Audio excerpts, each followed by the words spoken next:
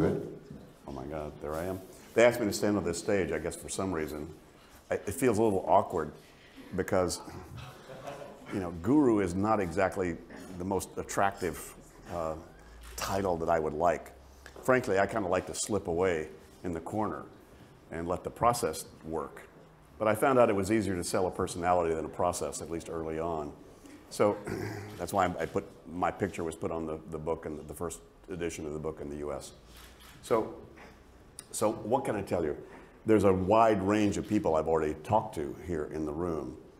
I'm going to talk to the people who are not familiar with what I do or what I came up with or what these guys do as GTD, which, by the way, became a brand that kind of ran out from under us. It was just our shorthand for getting things done when we published the book in 2001.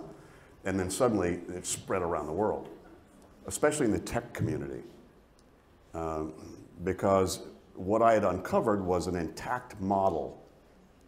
A good friend of mine who was a senior guy actually at Bearing Point, somebody else is here, and he said, David, you just uncovered knowledge work athletics.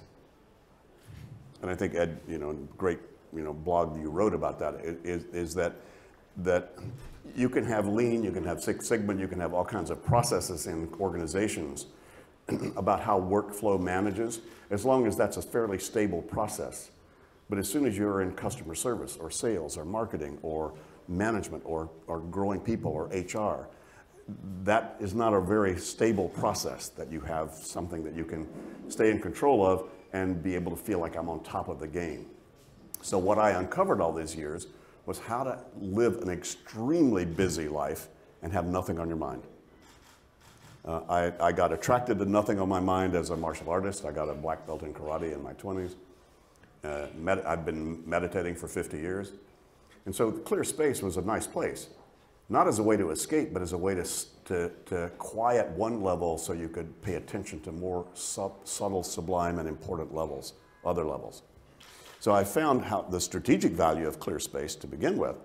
And then I started, as I got into my consulting profession and my life got more complex, I said, God, you know, it's pretty easy to screw up clear space.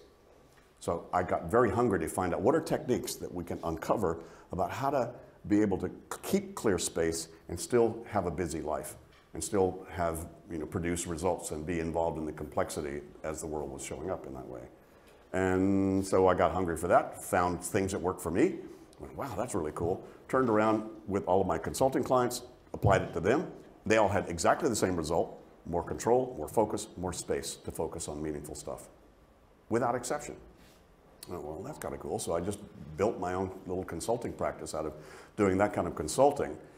And then some guy in the big corporate world showed up and said, gee, David, we need that in our whole culture. More control, more focus, more accountability, more stability, more clarity, et cetera. He said, can you take what you've learned here and design some sort of a training program around this where you can reach a lot of people at once instead of one-on-one? I said, okay. So I spent 2 months with his team, and I designed a 2-day personal productivity training. We did a pilot program for 1,000 executives and managers over a year's period of time, and it worked. He was the head of HR, human resources at Lockheed, 1983-84. And that hit such a nerve there, I suddenly found myself thrust into the corporate training world. Like, oh my God. Look, guys, I was an American cultural history major in Berkeley in 1968. If you'd told me I was going to be in the corporate training world, I go, oh, you know, give me a break. Yeah, who are you kidding? Then I found myself in a world that was actually very hungry for stuff that improved their condition in such a way that it started to improve their personal lives as well as their other lives. It started to improve the corporate culture itself. I went, wow, that's really cool. And so I wound up then in the corporate training world a lot and spent many, many years. We've trained with our coaches and our trainers, you know, hundreds of thousands of people now across the world. We've trained this work in at least 40% of the Fortune 100 companies that have done this. And a lot of my coaching or counseling started to be with executives within these companies.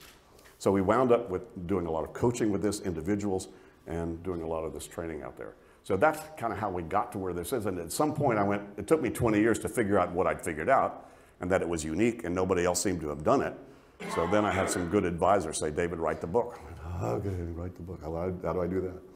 There's a project. So it took 4 years from the time I pulled the trigger to make that an active project to get a book on the shelf, from 97 to 2001. And that's when the first book was published. Now it's in 30 languages, 2 million copies, and now we've got, 60 countries where we have, great partners now that have been trained in this methodology delivering this. So I'm just totally grateful to, Sabri and Ed and Todd and the folks and the, Next Action Partners, for what you guys have done.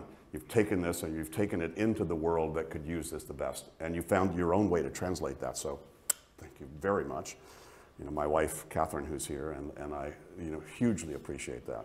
So I'm humbled by essentially kind of the nerve this hit, and that we've found people who are attracted to this. Here's the strange paradox. The people most attracted to this are the people who need it the least.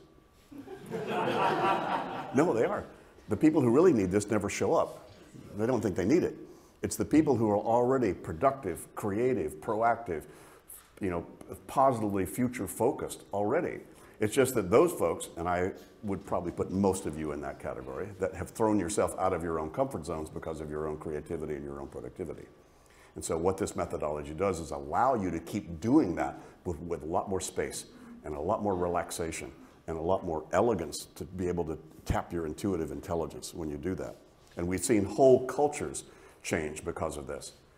Oftentimes the way we insert ourselves into a culture is we may, coach or consult or do one-on-one work with people. Sometimes a very key person that sort of catches this, and once they get it, they go, "Oh my God, all of our folks need this." So I've got legion after legion of examples, and some of them I can't name just because of privacy of the client. But one of my biggest clients is the World Bank. Jim Kim, head of the World Bank, now a big friend of mine. His mom turned him on to GTD. His mom teaches Zen and Oriental philosophies and religions at the University of Iowa.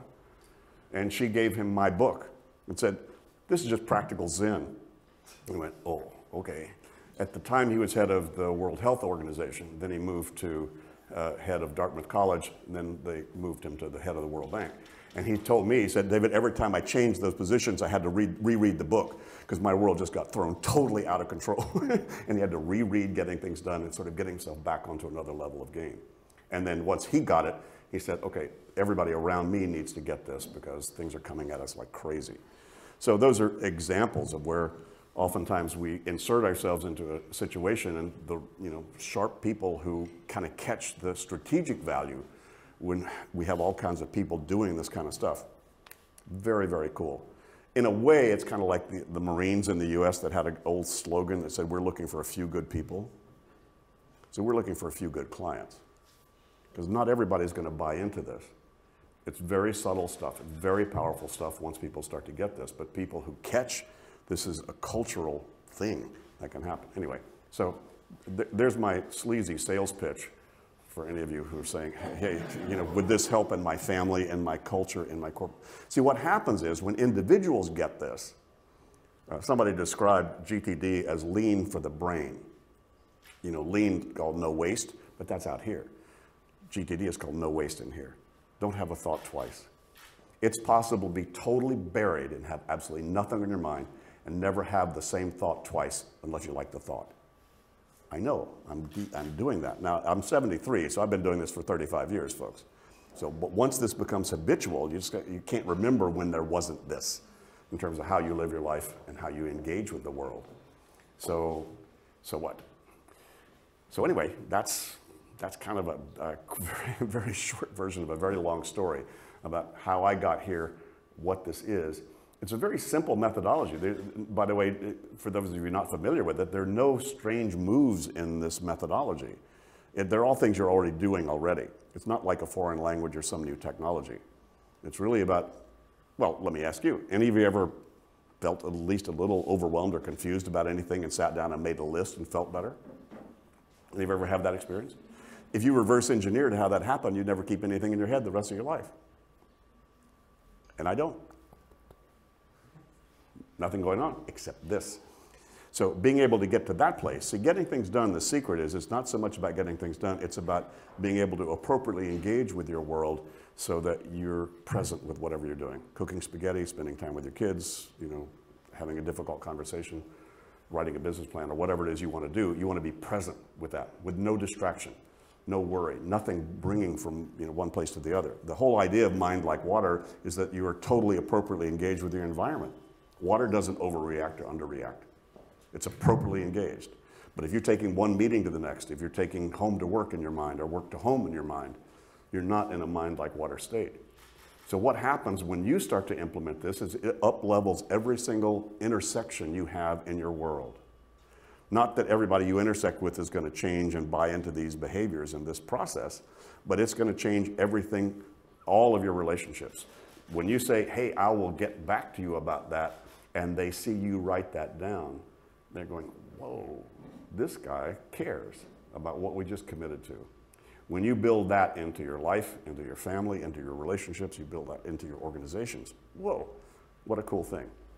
Anyway, if you poke me, which they did, I could talk for 2 years. So I will stop doing that and just say, hey, my wife, Catherine, I don't know where she is out there. I can't see in the light. She's back there. Yeah. So we're around. If you want to chat with us about any of this stuff, that's fine. And great thanks to Sabri for the invitation. Catherine and I live in Amsterdam now, so we're neighbors. So, no, we love it. It's quite a nice place to be these days from our perspective. So we're around. So thanks to Sabri, thanks to Next Action Partners, to Ed, to Todd, to all the folks and all of you folks on the staff and for playing with this.